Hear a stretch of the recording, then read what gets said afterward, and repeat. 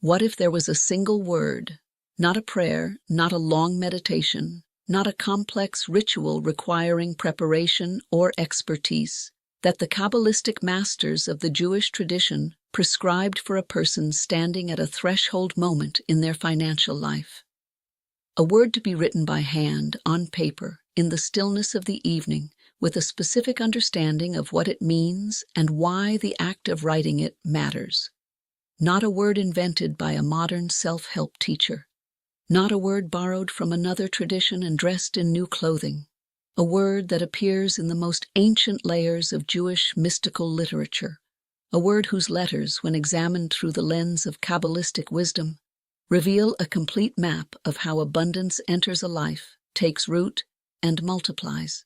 A word that has been written, in this exact practice, by Jewish merchants and scholars, by mothers preparing their households and fathers building their livelihoods, in every country and every century, that Jewish life has touched and observed across all of those generations, to carry within it a power that ordinary words do not carry. Tonight, I am going to give you this word. I am going to teach you what it means. In all three of the layers of meaning the tradition assigns to it, and I am going to give you the precise practice, when to write it, how to write it, what to hold in your mind as the pen moves across the paper, and what to do with it afterward. Stay with me, because this is one of the most intimate and most powerful teachings this tradition has preserved, and it is yours tonight. We begin in the city of Tzfat, Safed, in the hills of the Galilee, in the late 16th century. A woman named Miriam bat Shmuel had been a widow for 3 years. Her husband, a cloth merchant of modest success, had died suddenly and left her with 4 children, a rented house, and debts she had not known existed until after his death. She had managed, with the fierce, quiet dignity that the tradition assigns to women of genuine spiritual character, to keep the household together through those 3 years. She had taken in sewing, she had bartered, she had relied on the community's hesed, its loving kindness, with gratitude and without shame.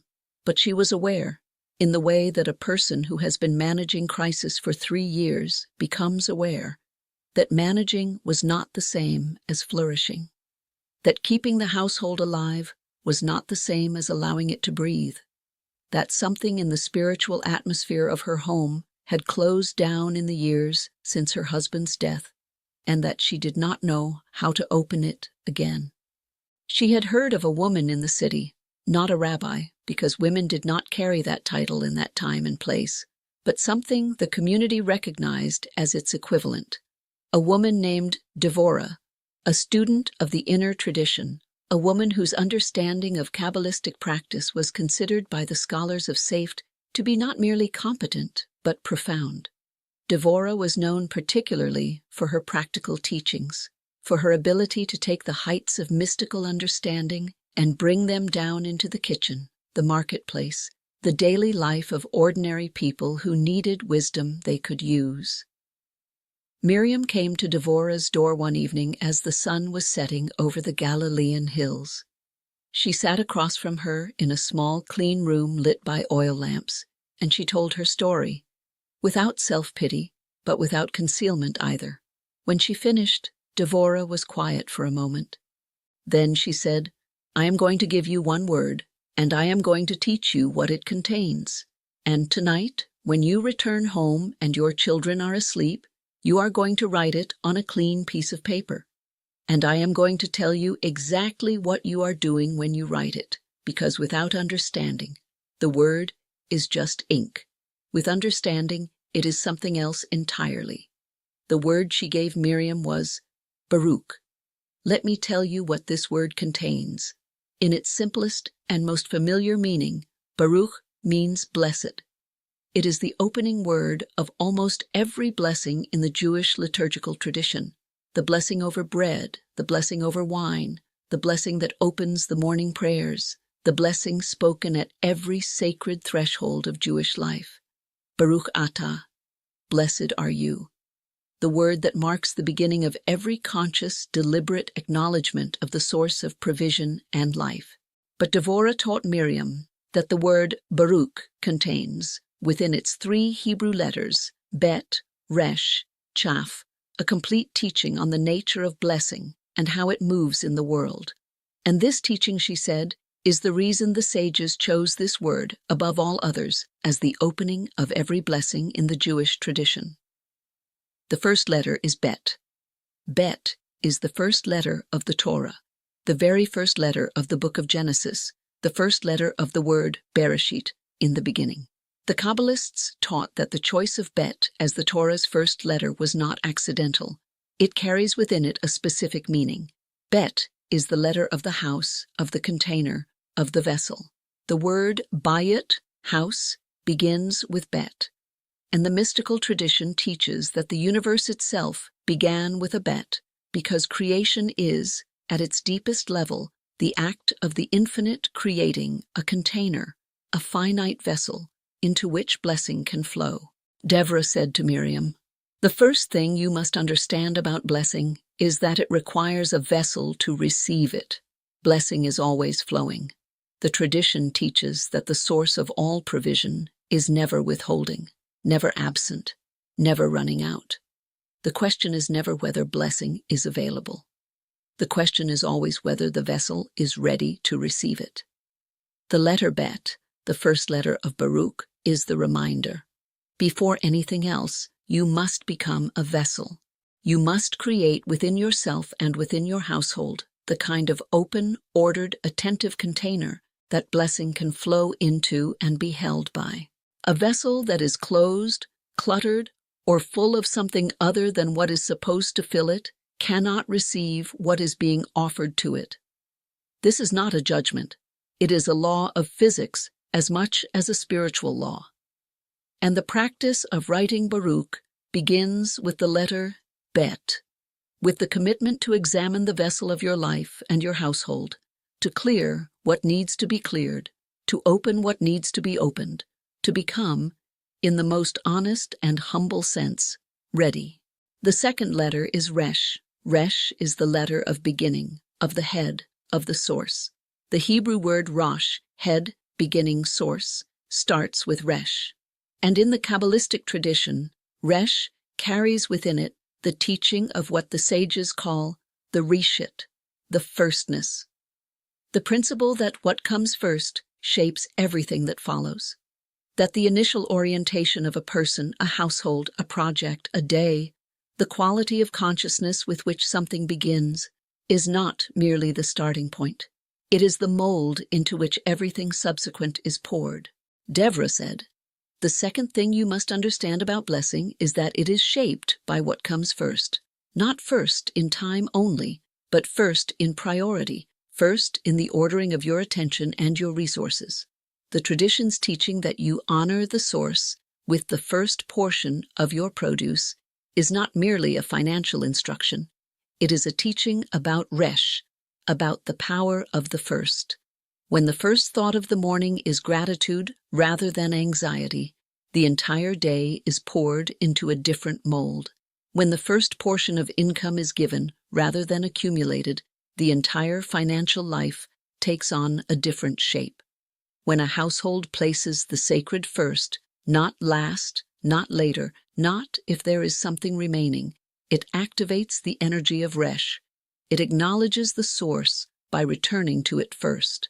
And the source, the tradition teaches with consistent confidence, responds to that acknowledgement. For Miriam bat Shmuel, widowed and managing, the teaching of Resh was precise and practical. Devorah asked her, "What is the first thing that occupies your mind when you wake up each morning?" And Miriam was honest. It is the debts, it is the bills, it is the calculation of what must be paid and what cannot be. The first thought of her day was anxiety, and that anxiety became the mold into which the rest of the day was poured. Devorah did not dismiss this. She did not tell Miriam to pretend she did not have debts. She said, "You must introduce something before the anxiety, not instead of it, before it. A single thought, a single word, a single moment of orienting yourself toward the source before the anxiety arrives. Let the first moment of the day, even if it lasts only one breath, be Resh. Be the acknowledgement of the source, and then let the practical concerns come, as they will. But they will come into a vessel that has been oriented, however briefly, by something other than fear. The third letter is Chaf. Chaf is the letter of the palm of the hand. The word Kaf, which means palm, shares its root with Chaf. And the Kabbalistic teaching on Chaf is the teaching of giving and receiving. Because the palm of the hand is the part of the human body that both gives and receives, it is the same surface that opens to offer and opens to accept. And in the mystical tradition, this double capacity, to give and to receive with the same open hand, is the fundamental posture of the person who lives in genuine relationship with the flow of abundance. Deborah said, "The third thing you must understand about blessing is that it flows through hands that are open, not merely open to receive. That is the half-understanding, the misunderstanding that turns spiritual teaching into merely selfish seeking. Open in both directions, open to give as naturally and as readily as they are open to receive.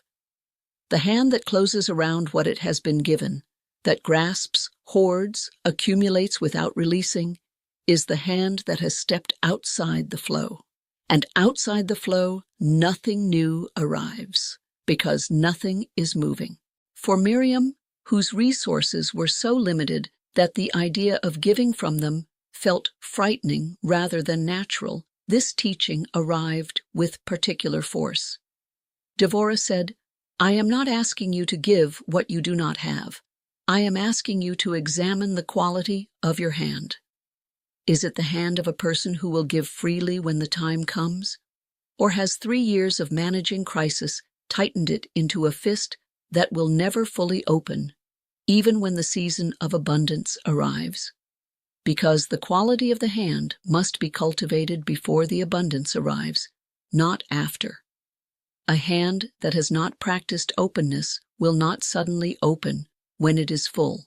It will grasp more tightly. This is the full teaching of the word Baruch.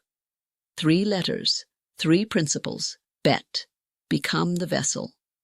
Resh, honor the source first. Chaf, keep the hand open in both directions.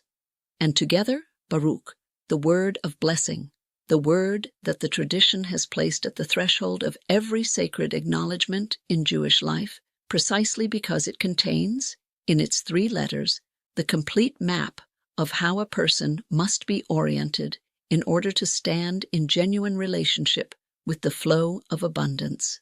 Now, let me give you the practice as Deborah gave it to Miriam that evening in Safed. When you return home tonight, or when the house is quiet, when the day has settled, when there is stillness around you, take a clean, unlined piece of paper, not a scrap. A clean piece, treated as significant, because the practice of treating something as significant is itself a form of preparation. Take a pen, not a computer, not a phone, a pen, because the hand that holds the pen is the chaff, the palm, that the practice is about, and the physical act of writing, the movement of the hand, the pressure of the pen on the paper, the formation of letters by the physical body, is part of what makes this a practice of the whole person and not merely an intellectual exercise. Before you write, pause for 3 complete breaths. Not a meditation, simply 3 breaths in which you allow the noise of the day to settle. In that stillness, hold the 3 letters of the word you are about to write. Bet. In this breath, I examine the vessel of my life. What is closed that needs to be opened? What is cluttered that needs to be cleared? In the second breath, hold Resh. What comes first in my life? Am I orienting toward the source before the anxiety? Am I giving the first portion of time, of attention, of resources to what is most sacred? In the third breath, hold Chaf. Is my hand open? In both directions? Then write the word. Write it once, large, in the center of the paper. Not hurried, deliberately, letter by letter, aware of what each letter means as the pen forms it. Below the word, in smaller letters, write 1 honest sentence for each letter. Not a wish or a dream, an honest sentence about where you are. One sentence about the vessel. What specific thing in your life needs to be cleared or opened? One sentence about the first. What practice of orienting toward the source you are committing to? One sentence about the hand. One specific act of giving, however modest, that you will perform in the next 7 days. 3 sentences, one for each letter, written honestly, not aspirationally, not the person you wish you were, the person you actually are, naming clearly where the work is. Then fold the paper and place it somewhere you will see it when you wake in the morning, visible, so that the first thing you see when you open your eyes is the word and the 3 honest sentences, so that the practice of Resh, of orienting toward the source before anything else, begins the moment the day begins. Keep the paper for 7 days. Read it each morning and each evening. On the 8th day, ask yourself honestly, have I begun the work? Have I taken even one step toward clearing the vessel, honoring the source first, opening the hand? If yes, write a new paper, a new word, a new set of 3 sentences that reflect where you now are, rather than where you were 7 days ago, because the practice is not a one-time act. It is a practice of progressive, honest self-examination, renewed week by week, that gradually and reliably reshapes the spiritual quality of the person performing it. Miriam bat Shmuel walked home from Devorah's house that evening, with the word in her mind and the practice in her heart. She waited until her 4 children were asleep. She sat at the table in the oil lamp light. She took the cleanest piece of paper she had. She held the 3 letters through 3 complete breaths. And then she wrote the word. She wrote it large, in the center of the page, the way a person writes something important. And as she wrote it, she described this later to her daughter, who preserved the account. She felt something she could only describe as a settling, as if something in the room had become more solid, more real, as if the act of writing had moved something from the invisible world into the visible one. She wrote her 3 sentences, honest ones. The vessel. She named the unpaid debt she had been circling for 3 years without addressing. The first, she committed to speaking the morning blessing aloud before her first cup of water each day, before any other thought was allowed to enter. The hand. She committed to giving 2 coins, the smallest amount she could give and still call it giving, to the woman in the market who had less than she did. She folded the paper. She placed it beside the oil lamp, where it would be the first thing she saw in the morning. 3 months later, she returned to Devorah. She had been on her 9th paper. She brought the first one with her. Devorah looked at it for a long time. Then she said, "You wrote it correctly. I can see that in the letters. There is honesty in them." Miriam said, "Things have changed, not dramatically, not with a miracle, but something opened.